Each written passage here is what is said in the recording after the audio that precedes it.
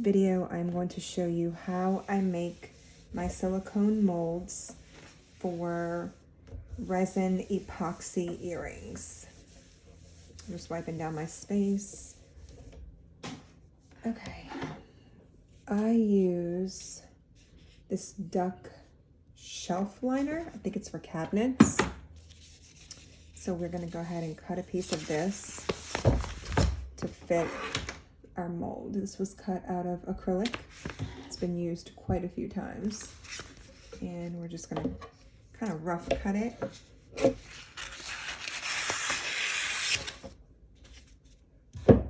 And then same thing on this side.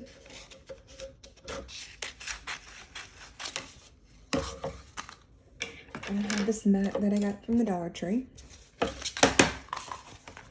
We are going to peel this away.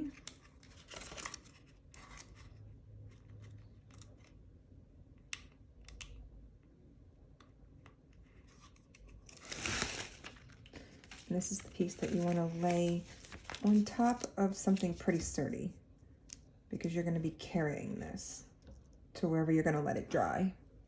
Then we take this acrylic mold and we just place it right in the center and push down.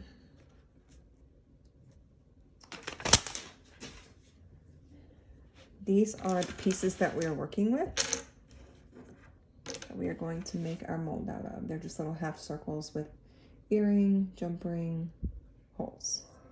And I cut all of these out on my laser. So we just peel the paper off. And because it's kind of unisided, it doesn't really matter which side goes down. So we are just going to put them face down where we want them to be in our mold.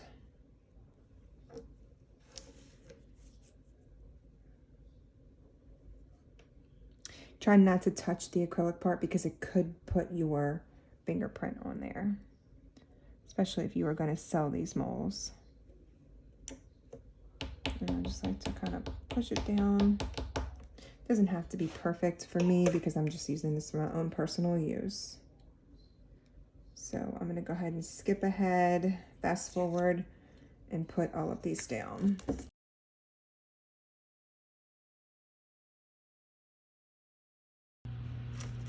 Okay, this one had a piece on it that was chipped from the laser. I don't know if you can see that right there. Excuse my fingernails, they're terrible, but I don't want to use that. So push that out of the way. That part is done. Now we are going to take our scale. This I just got at a sporting goods store. Take our cup. We are using the BB Dino Super Elastic Platinum Silicone Mold Rubber. This is just a 1-to-1 ratio. I like to measure in grams.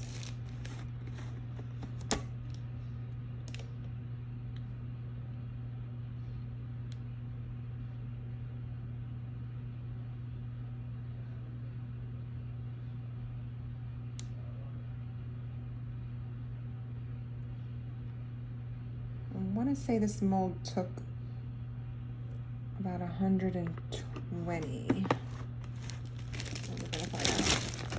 I keep them in these bags because they tend to leak a little bit. It runs down the side and it kind of catches the drips. This is part B. It's just an easier way for me to not have a mess everywhere.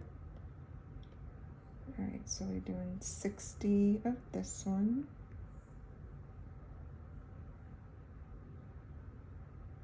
My scale does that sometimes, so we are gonna eyeball the heck out of it.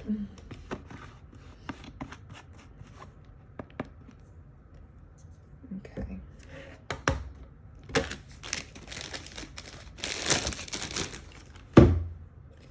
And we're just gonna mix, mix, mix, mix, mix. For this part, I like to use a toothpick. This is the easiest way for me to do this.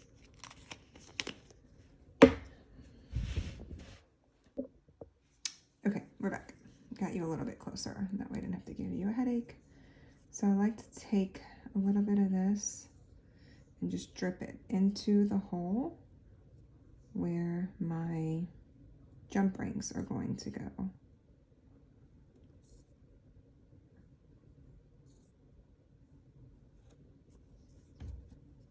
And then I take my toothpick and I just kind of poke it down, because I find that if you don't do this and air bubbles get trapped in there, then it is not going to work right. And you can see that it turns a darker blue color rather than this see-through. I don't know if that's coming up, because the bottom of this mat is the same color as the silicone, but just kind of poke it down and get rid of all the air bubbles in there.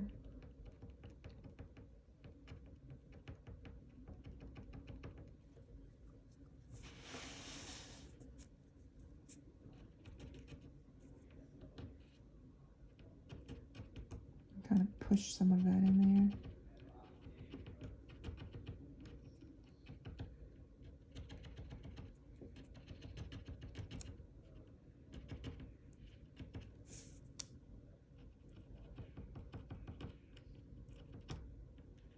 Just be careful not to poke through your shelf liner. I mean, it would take a lot to do that, but you just don't want to go poking a hole in there. Okay, I'm gonna fast forward this. It's gonna take a while, so I'll come back when I'm ready to pour.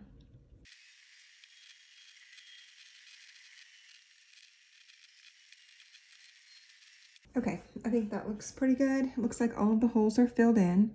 So what I'm gonna do now is just take the rest of this and pour it in there.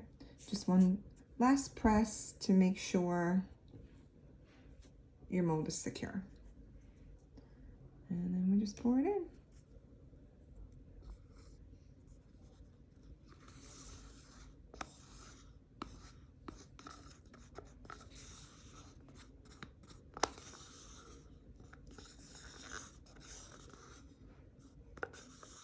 I've seen people use cookie cutters,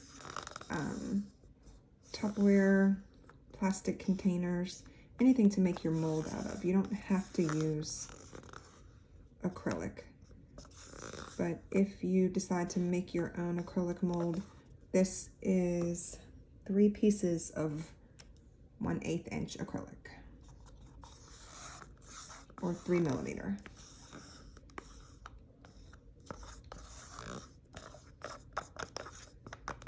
Okay, and that's perfect. So we are going to let this sit overnight, and then I will come back tomorrow to show you what it looks like. Hey, so we're back, and it's been about 2 days because I've been so busy at work. I have not had time to unmold this, but we're gonna do it now. So what I do is I flip it over, and then I just peel this back, trying to keep those pieces in there.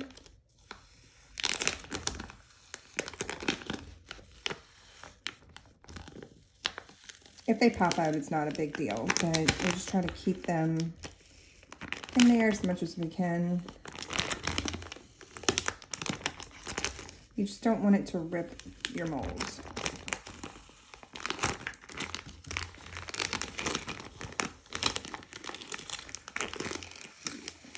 Okay. And then I just push it out of the frame. And then I pop out the pieces.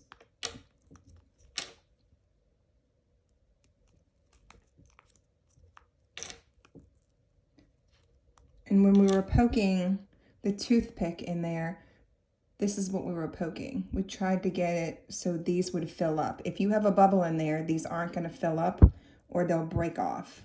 But this is where your jump ring is going to connect for your earring, or these little pieces right here. So we'll just pop all of these out.